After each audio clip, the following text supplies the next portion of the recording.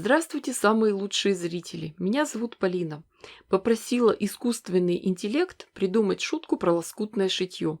И вот что он мне выдал. Лоскутное одеяло– это единственная вещь, у которой богатая биография и ни одного белого пятна. Вот насчет биографии это точно. Собрала все мелкие обрезки. Это остатки от предыдущих проектов. Придумаем им новую историю. Удобнее всего работать по основе. И идеально подходит для этого тонкий клеевой флизелин. Нарежем полоски шириной 7 см. На сторону с клеем будем нашивать лоскутки. Учимся работать технологично, быстро и экономно. Пришили один кусочек, переходим на следующую ленту. Если позволяет длина лоскутка, то пришиваем его на несколько заготовок. Потом разрежем.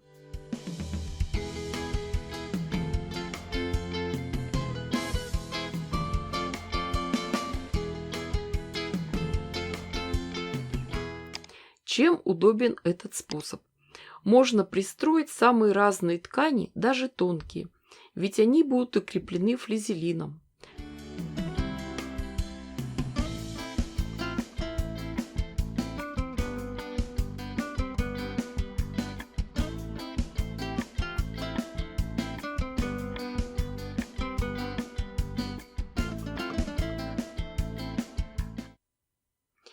Когда мы заполнили основу, переходим к следующему этапу. Вот сейчас можно оценить всю прелесть работы с клеевым флизелином. Проутюживаем ленты. Флизелин укрепляет ткань. После этого нам остается только подровнять края и отрезать все лишнее. Получились прекрасные заготовки полуфабрикаты. Ими можно увеличить размер лоскутного одеяла, сшить декоративную подушку, коврик, сделать отделку на фартуке. Эти ленты очень удобно хранить. Просто свернуть их трубочкой. Но я всегда говорю, зачем откладывать на завтра то, что можно съесть сегодня? Тем более у меня есть плотная джинсовая ткань. Это я выписывала отходы со швейной фабрики. И мне прислали 10 килограммов черных и серых джинсовых обрезков. Подготовим полоски шириной 10 сантиметров, длиной 60 сантиметров. Вариантов раскладки может быть много, но мы попробуем самый простой и эффектный способ – полосатые полоски. Обе полоски у нас примерно одинаковой плотности. Джинсовая ткань плотная, а хлопок проклеен флизелином. Поэтому спокойно их сшиваем вместе.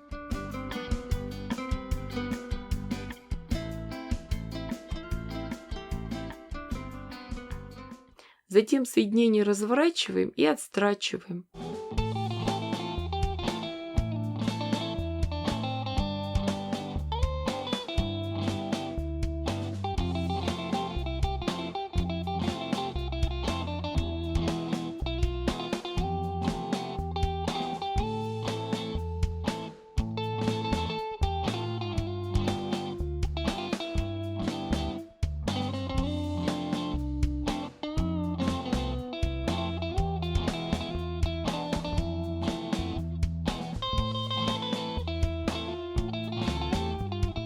Мои постоянные зрители помнят, что эту работу мы начали чуть раньше, а сейчас продолжим.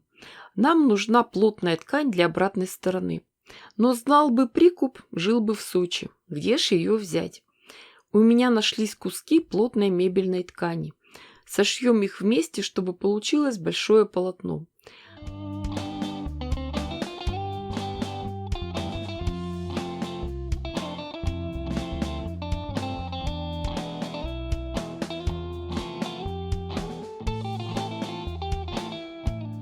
После этого приготовим сэндвич. Ткань для обратной стороны, слой утеплителя, красивая лоскутная часть. Разложим все на ровной поверхности и заколем английскими булавками. Самый главный секрет красивой стежки – это приставной столик. Надо, чтобы все полотно лежало ровно на одной плоскости с игольной пластиной. Стежку будем делать прямыми линиями, но строчку поставим декоративную, трикотажный шов. Так легче прошивать толстые соединения. Как шить? Начинаем с верхнего края. Доходим до низа. Следующий шов также начинаем сверху.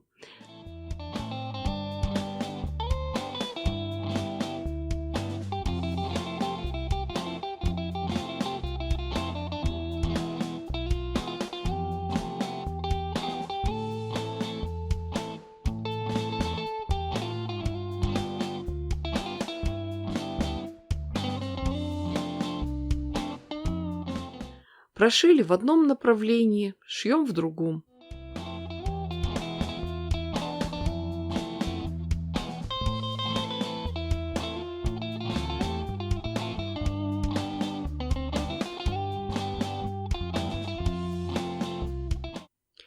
Когда все прошили, проутюживаем полотно, промеряем и отрезаем все лишнее. И нам остается только сделать окантовку. Возьмем полоску ткани с шириной 4 см. Как пришить окантовку, я постоянно рассказываю и показываю в своих видео. Сначала пришиваем к лицевой стороне. Обратите внимание, как мы прошиваем углы. Затем отворачиваем на другую сторону, дважды подгибаем и прошиваем.